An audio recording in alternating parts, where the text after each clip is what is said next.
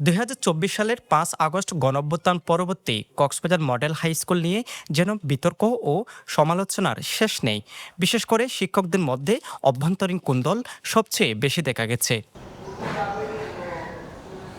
এবার আবারও বিতর্কে এসেছে সেই স্কুল নিয়ে। মঙ্গলবার থেকে সারা দেশের ন্যায় অনুষ্ঠিত হওয়া এসএসসি পরীক্ষায় কেন্দ্র সচিব হয়েছেন সেই স্কুলের শিক্ষক শহীদুল ইসলাম। যদিও নিয়ম অনুযায়ী পরীক্ষা কেন্দ্র সচিবের দায়িত্ব পান প্রধান শিক্ষক বা ভারপ্রাপ্ত প্রধান শিক্ষক, কিন্তু তোয়াক্কা না করে কেন্দ্র সচিব করা হয়েছে একজন সাধারণ শিক্ষককে। জানা যায়, স্কুলের প্রধান শিক্ষক রমজান আলীকে দায়িত্ব পালনে হাইকোর্ট থেকে রায় দিলেও পদে ফিরতে পারেননি মব সৃষ্টির কারণে।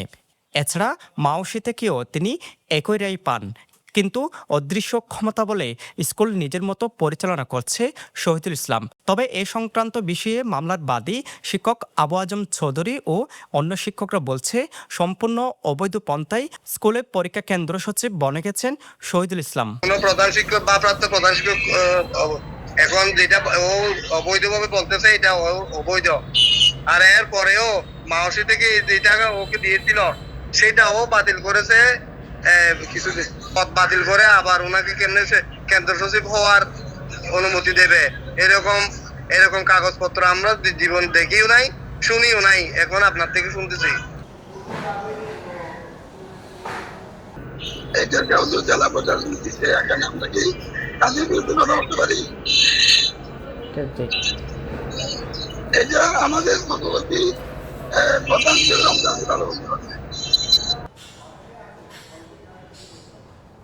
প্রধান শিক্ষক বা ভারপ্রাপ্ত প্রধান শিক্ষক না হয়েও কিভাবে এসএসসি পরীক্ষার কেন্দ্র সচিব হয়েছেন তা জানতে চাইলে কোনো সদুত্তর দিতে পারেননি শহীদুল ইসলাম।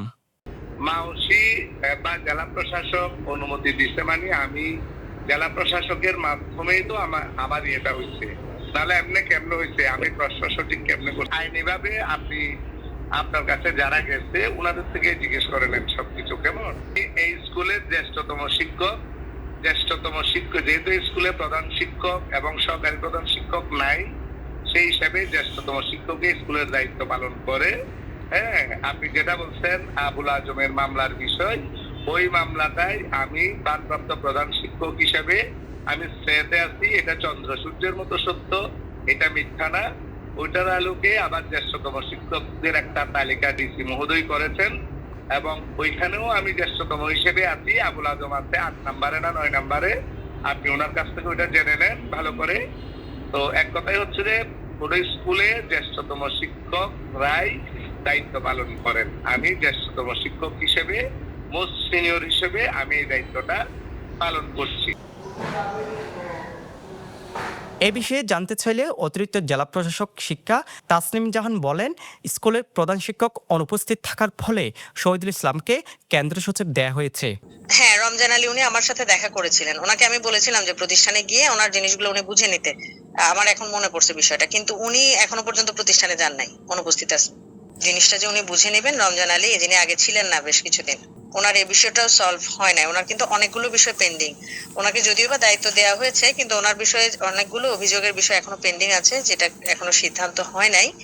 আর দ্বিতীয় বিষয়টা হচ্ছে, উনি আসছিলেন, ওনাকে আমি বলছিলাম যে আপনি প্রতিষ্ঠানে গিয়ে দায়িত্ব বুঝে নেন, সেটাও উনি করেন নাই, অনুপস্থিত আছেন।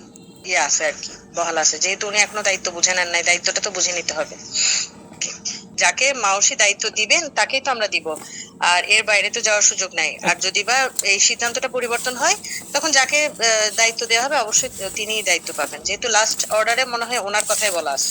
স্কুল ঘিরে নানান সময়ে এমন বিতর্ক নিয়ে শিক্ষার্থীদের মাঝে যেমন ভীতিকর পরিবেশ তৈরি হয়েছে, তেমনি স্কুলের মান ক্ষুণ্ণ হচ্ছে বলেও মনে করছে স্কুল শিক্ষার্থীদের অভিভাবক ও সচেতন মহল।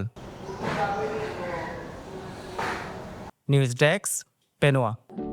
সমুদ্রের গর্জনে ভিন্ন স্বাদের সামুদ্রিক খাবারের ভরপুর আয়োজন উপভোগ করতে আজই চলে আসুন প্যাসিফিক বিচ লাউঞ্জ ক্যাফে কক্সবাজারে।